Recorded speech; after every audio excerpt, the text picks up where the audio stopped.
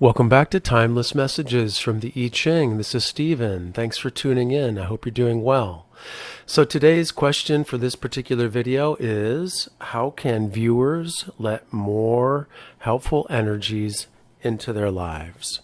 How can viewers, let more helpful energies into their lives? And so the two hexagrams that came up are number 53, development, gradual progress, and number 37, the family, the clan. So if you'd like to close your eyes and get some relaxation, stress reduction, I'll begin the interpretation. Take a few deep breaths and we'll get started. Now, I should probably add a little bit of definition to helpful energies. Now, helpful energies can be, as the name implies, particular energies that are helpful to the individual and where they're at in their life, rather than non-helpful energies. But also, we can think of the feng shui bagua area of helpful people. Helpful energies, well, helpful people are engaging in helpful energies and helpful behaviors toward us, and we can do the same for them. So helpful as in helpful people, and also helpful as in helpful energies that they are expressing, and also just helpful energies that we're able to tune into and let nourish us in our lives. So number 53, development, also known as gradual progress. This hexagram is made up of sun, wood, penetration above, that's the upper trigram. This relates to the southeast quadrant of the home or structure. And Ken, mountain stillness, is the lower trigram. So this pictures a tree, wood, on a mountain, developing slowly according to the law of its being, and consequently stands firmly rooted. This gives the idea of a development that proceeds gradually, step by step. The attributes of the trigrams also point to this. Within is tranquility, so the mountain is the within trigram, the supportive trigram, and it is characterized as being tranquility. And this tranquility guards against hasty actions. And outside is penetration, this is the wind, which makes development and progress possible. The judgment, development, the maiden is given in marriage, good fortune, perseverance furthers. The development of events that leads to a girl's following a man to his home proceeds slowly. The various formalities must be disposed of before the marriage takes place. This principle of gradual development can be applied to other situations also. It is always applicable where it is a matter of correct relationships of cooperation, as for instance in the appointment of an official. The development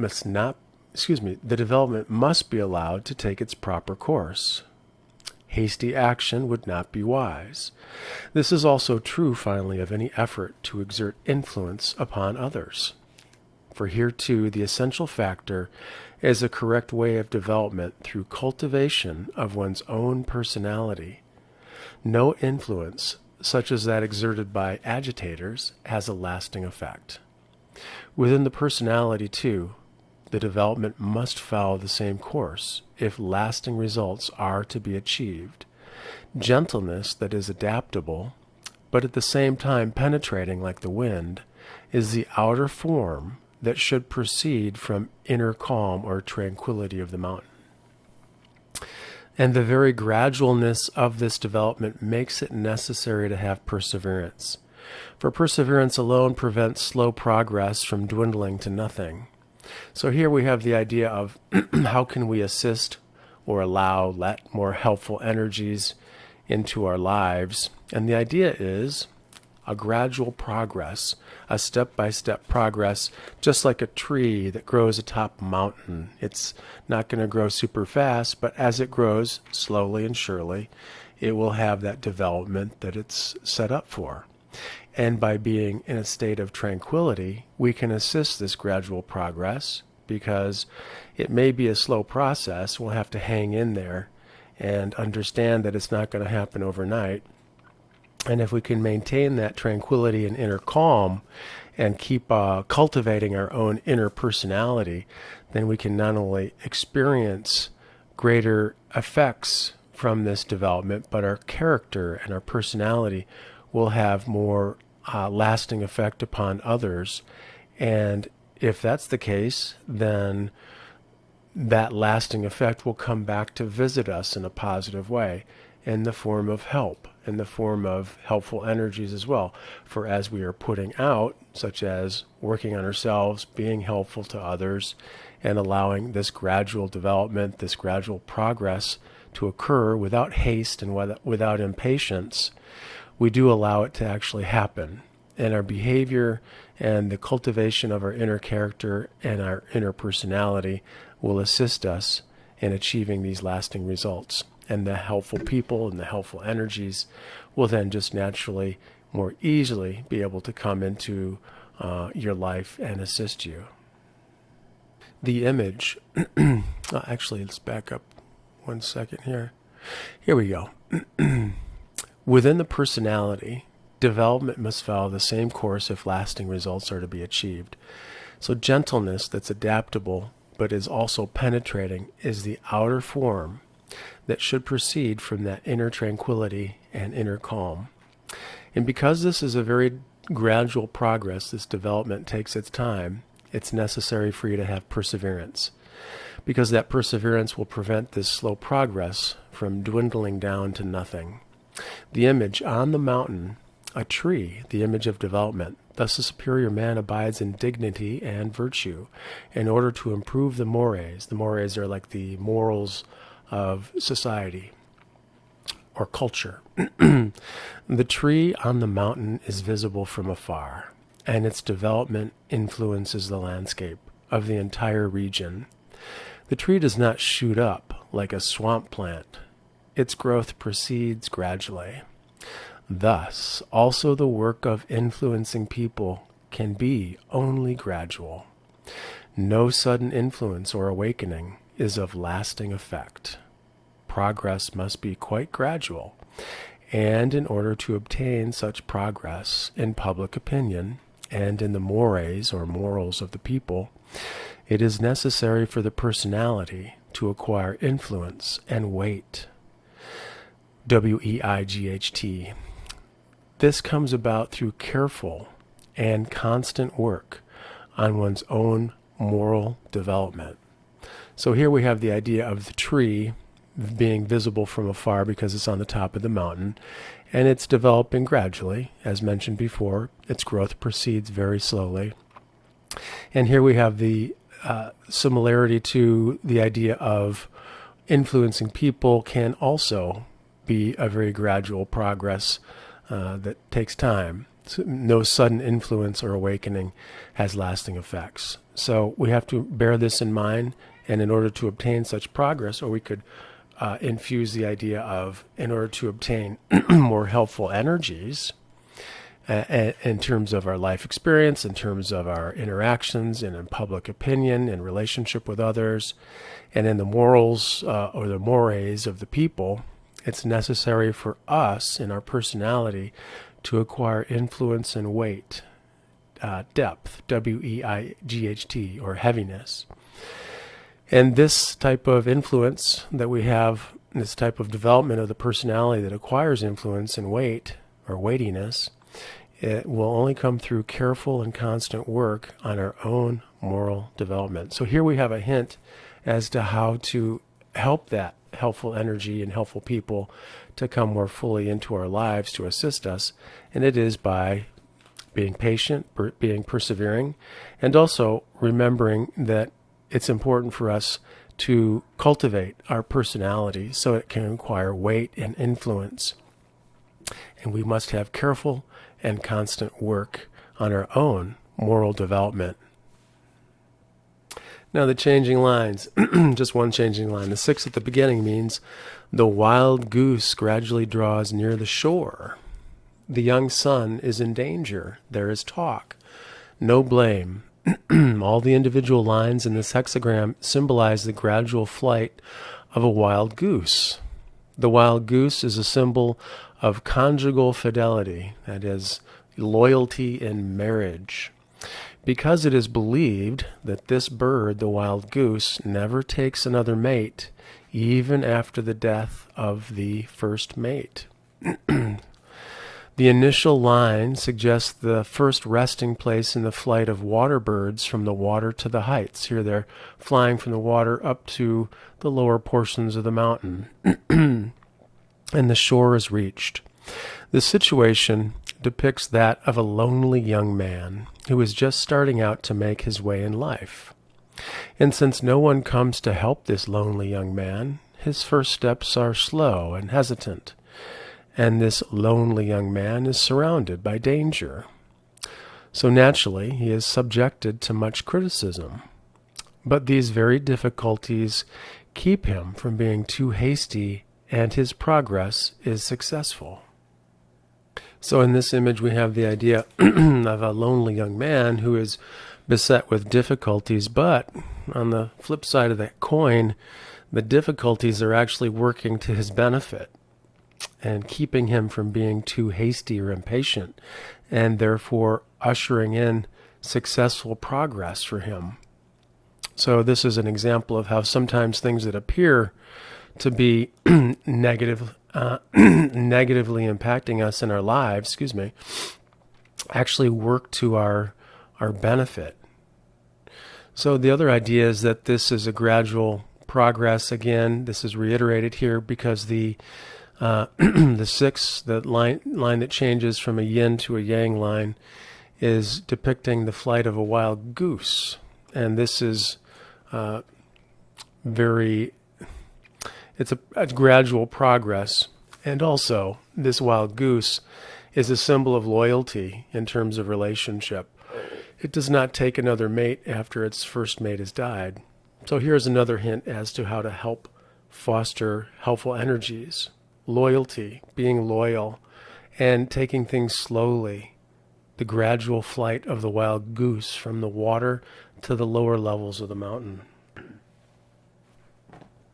And because this is a yin line or a broken line, and it depicts the first resting place in the flight of the water birds from the water to the heights of the lower portion of the mountain, this presents the idea of a foundation that is not as strong as it could be. It's a broken line, so the foundation is lacking in support. Therefore, no one is coming to help this person, and their first steps are slow and hesitant, and because they're surrounded by danger, because the foundation is not particularly strong.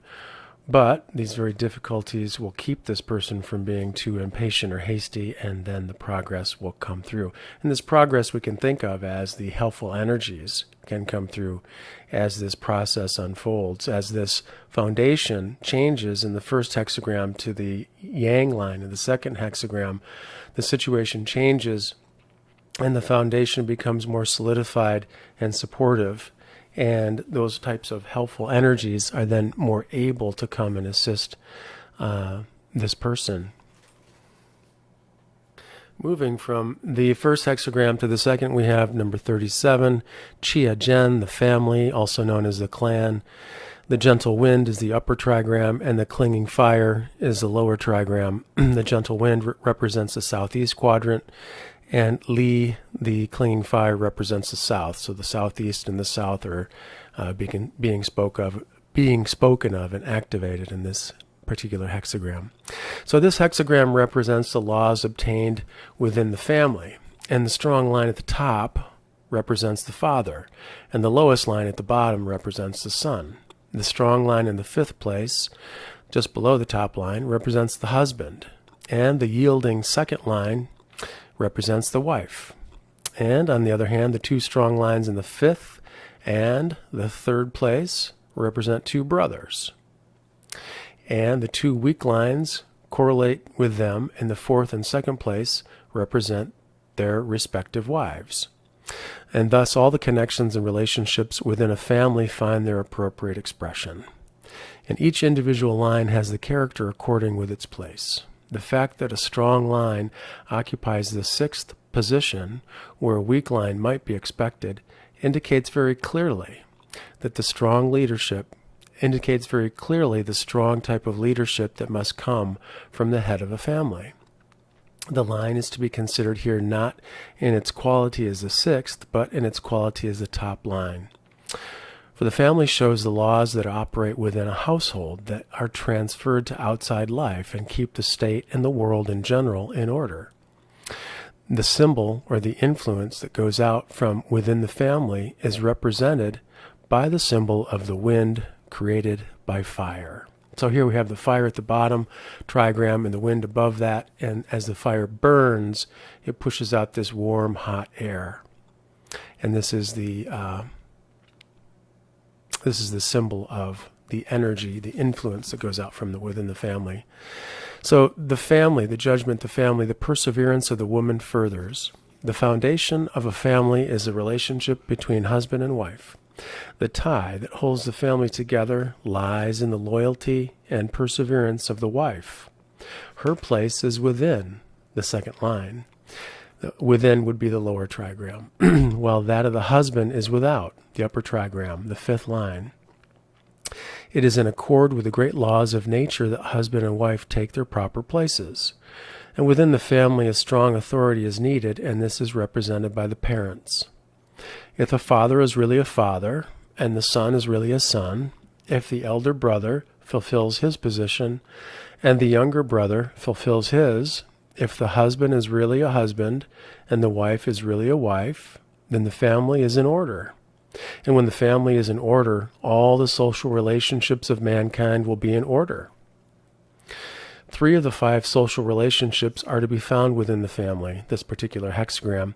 A relationship between father and son, which is the relation of love, and that between husband and wife, which is the relationship of chaste conduct, and that between elder and younger brother, which is the relationship of correctness.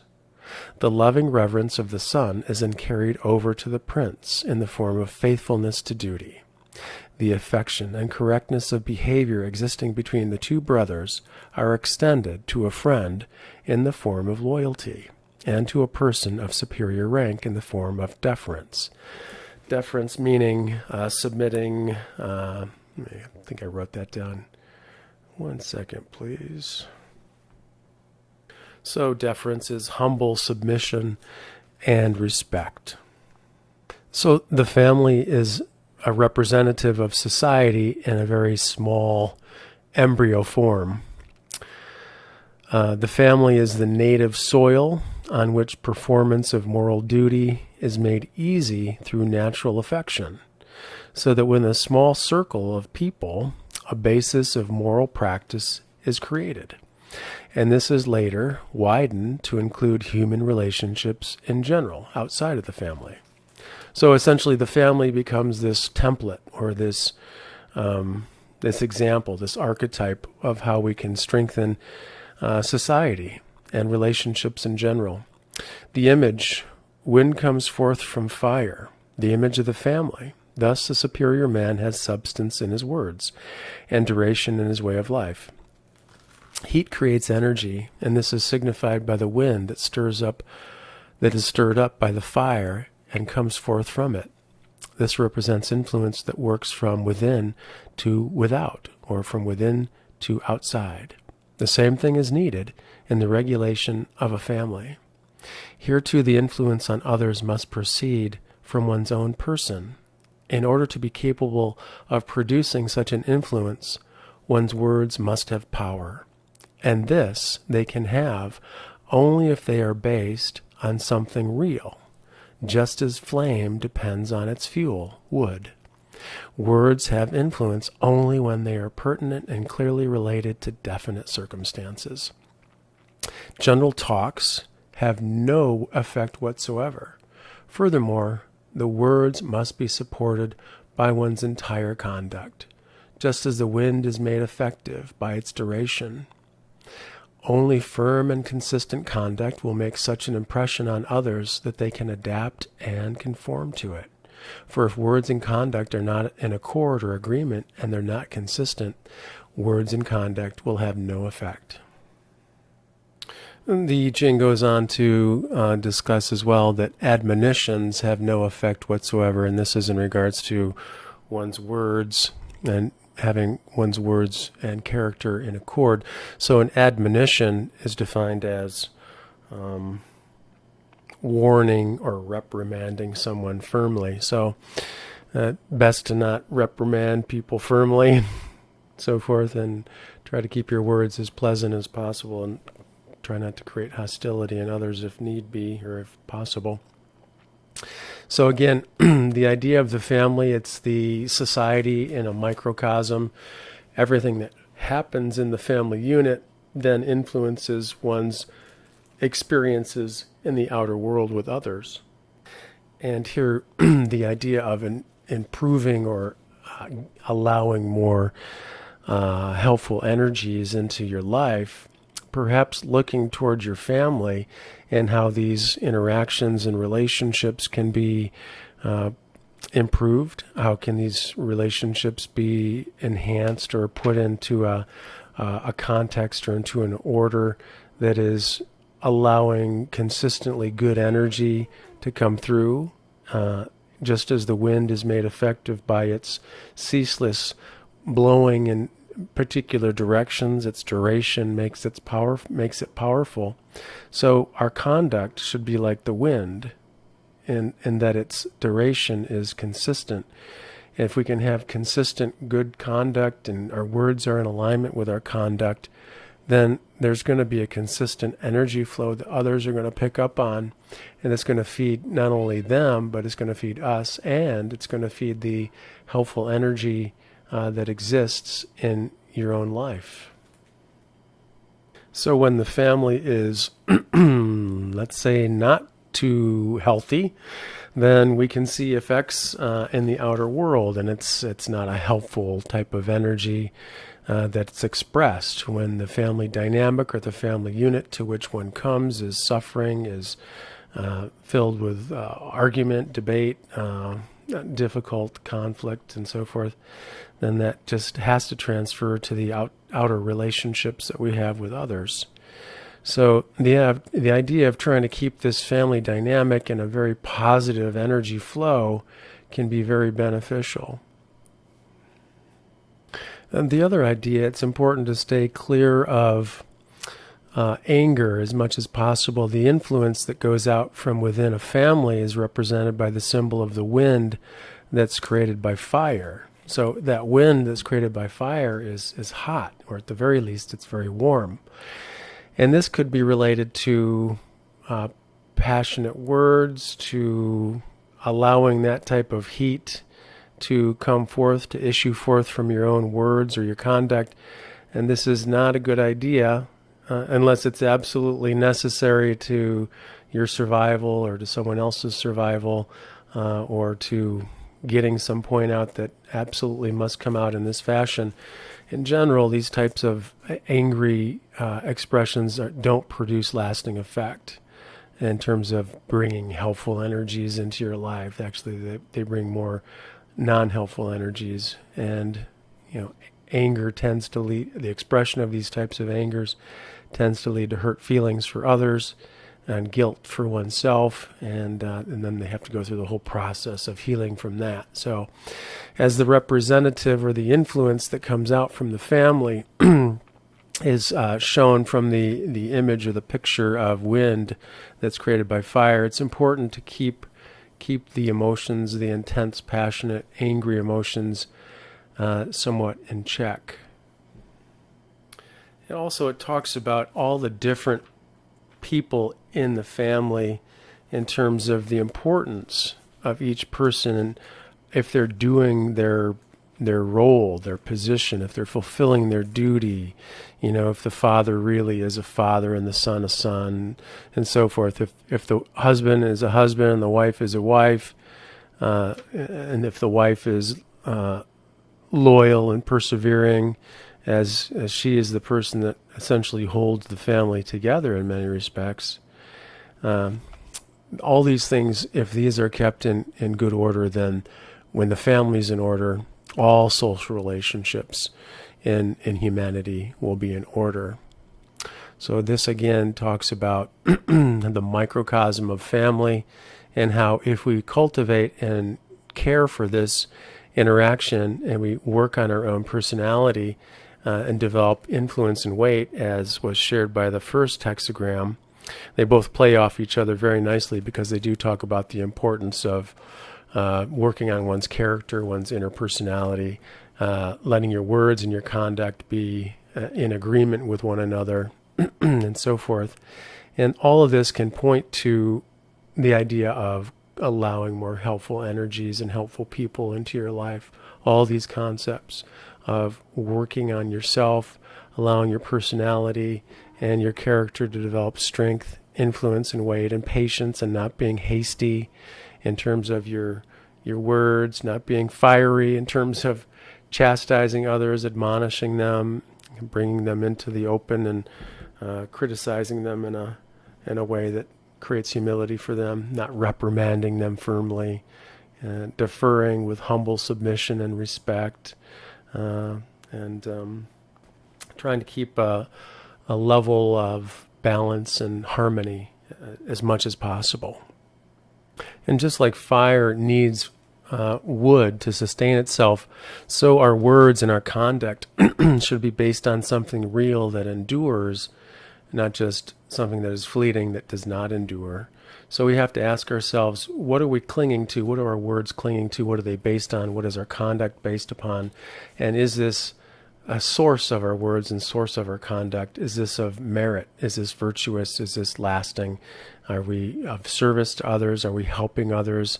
And if so, then we can definitely expect help from them and helpful energy in general to come back to us, for as we put out toward the family or to others in all our relationships and all human relationships in general, we will receive back that which we put out. So all the guidance here in both these hexagrams is about looking within yourself, cultivating your inner character, your personality, allowing your words and your conduct to be lined up in an agreement, and also being comfortable with the gradual progress that this will require, understanding that it's not going to happen immediately. But as with everything that is gradual, it has more of an enduring quality.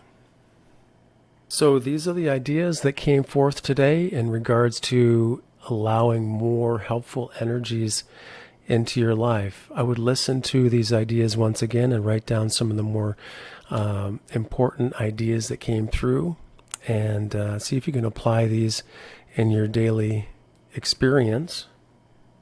And as you do so, you can remember that within a small circle of interactions, such as a family, if you can practice and allow your words to have merit and substance and duration, in terms of you're not all over the place with your words and your actions, and you're practicing being consistent in your behavior and your conduct, then you will create very positive impressions upon others, and they too will be more amenable and agreeable to treating you in the same way and being helpful to you. And also the energy that you're expressing will be one in which that will come back to you in a helpful, positive way. So the upshot is that the most important influence to assist you at this time is your inner influence, the influence that issues forth or comes forth from within yourself and proceeds to others. And if you can keep this inner influence in a very, very good place and consistent, then you're going to be capable of producing effects in others through your words, through your actions, and they too will assist you and be helpful to you, and those energies in general will be helpful to you as well. Just as a fire depends on wood for its fuel, the development of your influence through your own person, your inner being, will have the same type of effect, just as flame depends on wood, or depends on air as well. Wood and air feed the flame, and therefore it's the inner influence that proceeds from your inner person that has to be cultivated in order to allow that helpful energy, those helpful experiences, and those helpful people to come into your life and assist you as well. So that's what I have. I hope it helps. Thanks again, and take care.